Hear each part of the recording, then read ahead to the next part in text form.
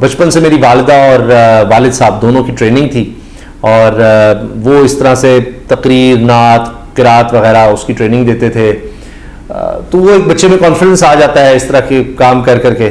تو وہ چیز رہی میرے اسٹوڈنٹ کیریئر کے دوران، اور پھر یونیورسٹی تک اس چیز کو لے کر ہم چلتے رہے.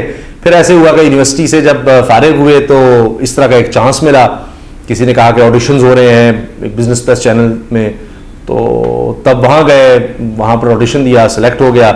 اسی طرح پھر اس کے بعد ایکسپریس چینل آ رہا تھا، وہاں پر کسی نے مجھے ریفر کیا اور انہوں نے بھی آڈیشن لیا، میں وہاں سلیکٹ ہو گیا. تو پھر وہ ایک پراپر ایکسپریس میں ایک میرا ایک سمجھتے ہیں کہ صحافتی کیریئر کا ایک پراپر آغاز تھا، جہاں سے اللہ تعالیٰ نے بڑا کرم کیا. اور نیوز اینکر کے طور پر تو سٹارٹ میرا ایک وائس اوور، آپ کہہ سکتے ہیں نیوز وائس اوور کیا کرتا تھا بزنس پلس میں، اور اس کے بعد پھر ایکسپریس میں بطور نیوز اینکر.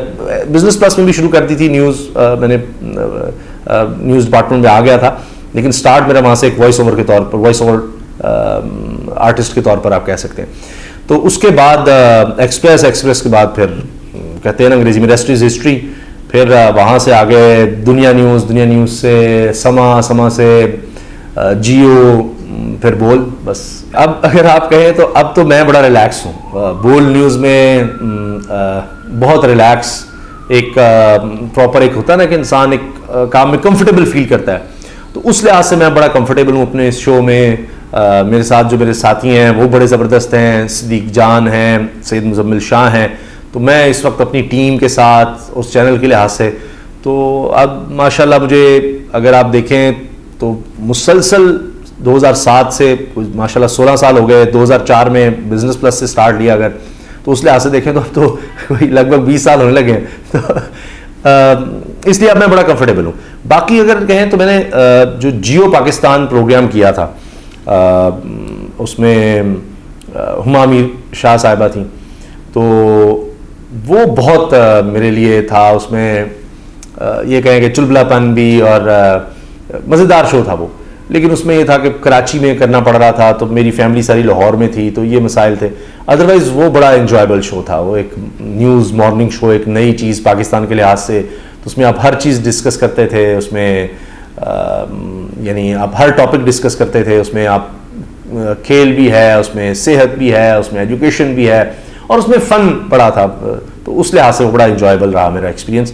لیکن کمفرٹ کے لحاظ سے اب دیکھیں تو میں اپنے آپ کو اب یہاں پر بڑا مطمئن اور اطمینان میں محسوس کرتا ہوں. پھر وہ اچھی یادیں نہیں ہیں، اس طرف جانا بھی نہیں چاہتا، مگر آپ یوں سمجھ لیں کہ اے پی ایس جس طرح سے تھا، جس طرح وہ ہوا، ایک بچے کو جس طرح شہید کیا گیا، اس طرح کے جتنے بھی واقعات آپ دیکھ لیجئے، تو وہ تو ایک یعنی ایک بن گیا کہ کس طرح وہ لوگ گئے. ورنہ دھماکے جتنے بھی ہوئے، اس طرح پریڈ گراؤنڈ اور بہت سے ہمارے مطلب جس طرح آپ دیکھ لیجئے بے نظیر بھٹو والا واقعہ ہے، اس سے پہلے جب وہ آئیں تب وہاں پر خودکش حملہ ہو گیا. تو ہر جان جس طرح گئی ہے، اور وہ ہم نے ظاہر ہے کہ ہمارا کام تھا، ہمیں کور کرنا پڑا. ابھی آپ دیکھ لیجئے جو یہ جے یو آئی کے حوالے سے جس طرح ہوا، ان کے جلسے میں ہوا، چھوٹے چھوٹے مدرسے کے بچے، ایک جان بھی آپ دیکھیے.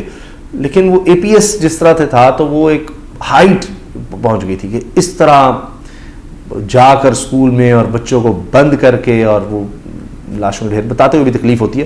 تو جتنے بھی اس طرح کے واقعات کور کرنے پڑے، ان پر بات کرنی پڑی، وہ سب بہت زیادہ تکلیف دہ لمحات تھے. ہلکی پھلکی نہیں، بہت سخت نوک جھوک نکلتی ہے. ہلکی پھلکی تو بہت ہی ہلکا پھلکا لفظ ہے.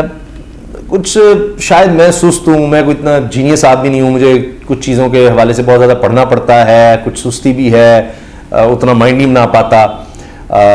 یہ جب میں اپنے ویلاگز کرتا ہوں، ابھی آپ نے دیکھا بھی ہوگا، تو اس میں پڑھ کر چیزوں کو دیکھ کر، تو اس وجہ سے مجھے شاید عام لوگوں کی نسبت زیادہ ٹائم لگتا ہے اس کو پڑھنے میں، پھر اس کو اندر اتارنے میں، اس کو سمجھنے میں، اور پھر لوگوں کو بیان کرنے میں. تو اس لحاظ سے بہت زیادہ یقیناً مصروفیت رہتی ہے، اور میں فیملی کو جتنا ٹائم دینا چاہیے، جتنا فیملی میری ڈیزرو کرتی ہے، وہ میں نہیں دے پاتا. اور اس چیز کا مجھے دکھ بھی ہوتا ہے، تکلیف بھی ہوتی ہے. تو یہ مسلسل ایک اسٹرگل ہے کہ جو جاری رہتی ہے، اور اس میں وہ نوک جھونک سے زیادہ ہی کام چلتا رہتا ہے. اچھا، بہت سے ہیں.